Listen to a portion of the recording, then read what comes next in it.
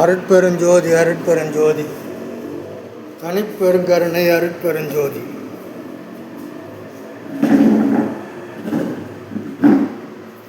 கூடுவாஞ்சேரி சபையிலிருந்து உங்கள் ரவிகுலம் பேசுகிறேன். இன்று அருட்பாவிலே மிக முக்கியமான ஒரு வரிகளை பற்றி இப்பொழுது பேச வந்துள்ளேன். ஒருவன் ஞான நிலை அடைய வேண்டுமானால் ஞானத்துக்குரிய சாகா கல்வி பயில வேண்டும். அந்த சாகா கல்வியானது எதில் இருக்குதுன்னா, திருவள்ளுவர் சொல்வார், அகர முதல எழுத்தெல்லாம் ஆதி பகவன் முதற்றே உலகு என்று. அப்போது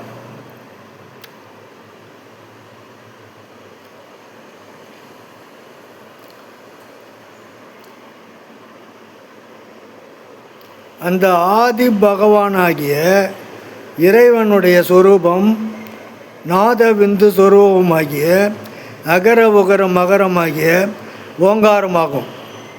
இந்த அகர உகர மகரத்தை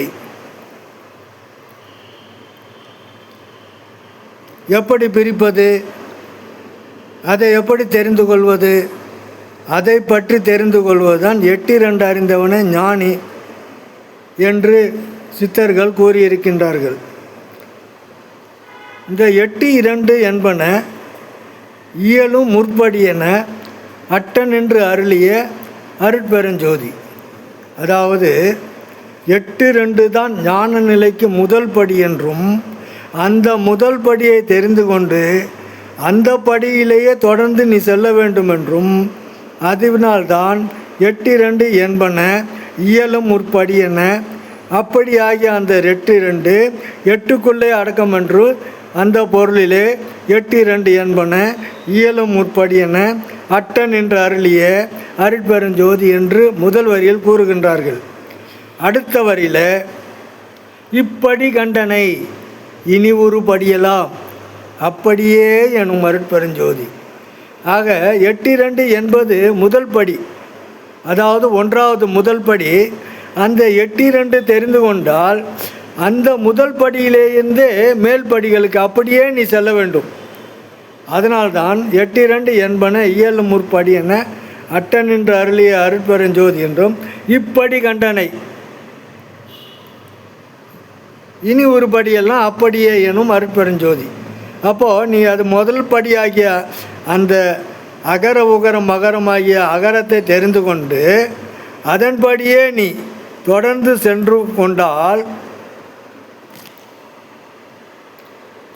சென்று கொண்டிருந்தால் உனக்கு அந்த பிரபஞ்சத்தை அறியக்கூடிய, அம்பலத்தை அறியக்கூடிய அந்த ஆன்ம நிலையை அறிந்து கொண்டு அதன் மூலம் இறைநிலை தெரிந்து கொள்ளக்கூடிய அந்த ஒரு விபரம் உனக்கு புரிய வரும். அப்போது அந்த 8 என்பது நீ முயற்சி செய்து மேற்கொண்டு நடந்து கொண்டு வரும்பொழுது உனக்கு அந்த அமிர்தமாகிய மருந்து உனக்கு கிடைக்கும். அந்த அமிர்தமாகிய மருந்து நல்ல மருந்து, இம்மருந்து. அப்போது அந்த மருந்து இம்மருந்தில் தான் இருக்குது. அப்போது அந்த இம்மருந்து எதில் இருக்குது? அம்பலத்தில் இருக்கின்றது. அப்போது அம்பலத்தில் ஆடுகின்றார் பாங்கிமாரே, அவர் ஆட்டம் கண்டு நாட்டம் கொண்டேன் பாங்கிமாரே. நீ 8 தெரிந்து கொண்டு அதன் மூலம் நீ பயணம் பண்ணும்போது அம்பலத்தை தெரிந்து கொள்வாய். அம்பலத்தில் தெரிந்து கொண்டு இம்மருந்து சாப்பிடுவாய். அப்போது அம்பலத்தையும் தெரிந்து இம்மருந்து சாப்பிடாதவர்களுக்கு மரணமில்லா பெருவாழ்வு சாத்தியம் கிடையாது. அப்போது இந்த விஷயங்களை எனக்கு தெரிவித்த குருநாதர் அவர்கள்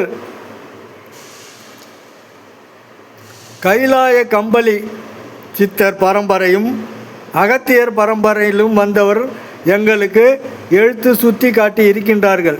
எழுத்தறிவித்தவன் இறைவனாகும் என்ற பாடல், அதாவது எழுத்தாகிய அகர உகரம் மகரமாகிய எழுத்தை அறிவித்தவன் இறைவன். அப்போது குருவாகி ஞான குருவாகி அந்த குருவே இறைவனாகி இறைவனை அறிவதற்கு காட்டு கொடுப்பவனே இறைவன். அப்போது அந்த எண்ணும் எழுத்தும் கண்ணென தகும் என்று அவை பிராட்டி அவர்கள் கூறியிருக்கின்றார்கள்.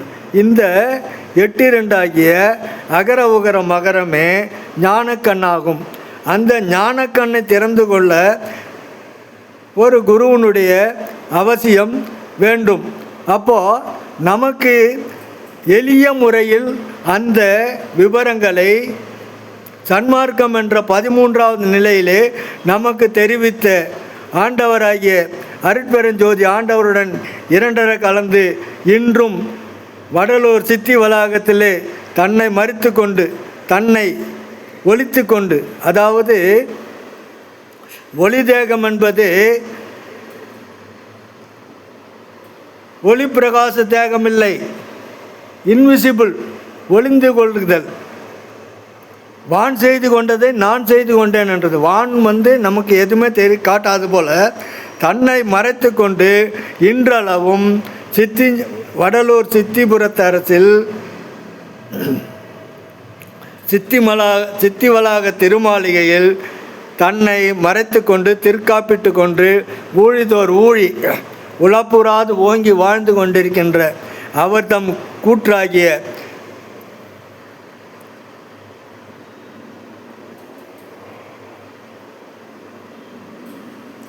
ஒளிர்கின்ற தீபம் தன்னில் இறைவன் விளங்குவதாக பாவித்து தீபத்தை சதா காலம் ஆராதித்து கொண்டிருங்கள்.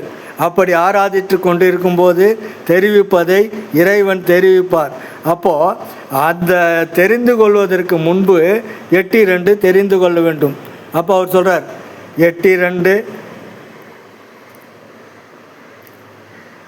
என்பன இயலும் முற்பாடி என்ன அட்ட நின்று அருளிய அருட்பெருஞ்சோதி. 8 என்பது 10. அந்த 10 யகாரம் ஆகும். அந்த யகாரம் பிரித்தால் 8 × 8, அதாவது அகரம் × அகரம், 2 அகரம் = அகரம்.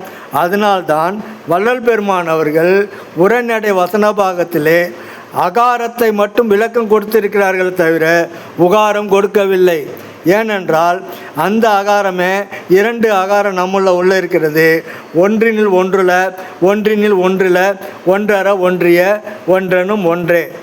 இதை தெரிந்து கொண்டு இறைநிலை அடைபவர்கள் வள்ளல் பெருமானுடைய கொள்கையை பின்பற்றி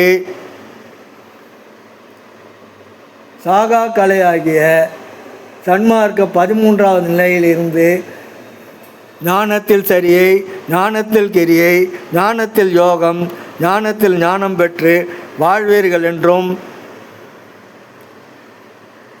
ஜோதியில் தன்னையே நினைமீன்கள் என்றும் உருவ வழிபாடு கூடாது என்றும் உருவத்தால் ஒன்றும் ஆகாது என்றும் கூறி அவர் சென்ற பாதையில் நாமும் சென்று ஒளி வழிபாட்டை மேற்கொண்டு சிறு ஒளியை கொண்டு பெருவொளியை அடைவதாகிய நம்முடைய மன ஒளியாகிய நட்சத்திர ஒளியை கருவெளி 2 கதிரொலியாகிய நட்சத்திர ஒளியை கதிரொலியாக்கி, அதாவது சூரிய கதிர் சந்திர கதிர் ஒளியாக்கி அதன் மூலம் சூரிய சந்திர ஜோதியில் ஜோதி என்ற ஆரியர் புகழ்தரும் அருட்பெருஞ்சோதியின் தன்மையை உணர்ந்து இறைநிலை அடைந்து மரணமில்லா பெருவாழ் வாழ்வோம் என்று கூறி இத்துடன் விடைபெற்றுக் கொள்கிறேன். அருட்பெருஞ்சோதி தனிப்பெருங்கருணை அருட்பெருஞ்சோதி.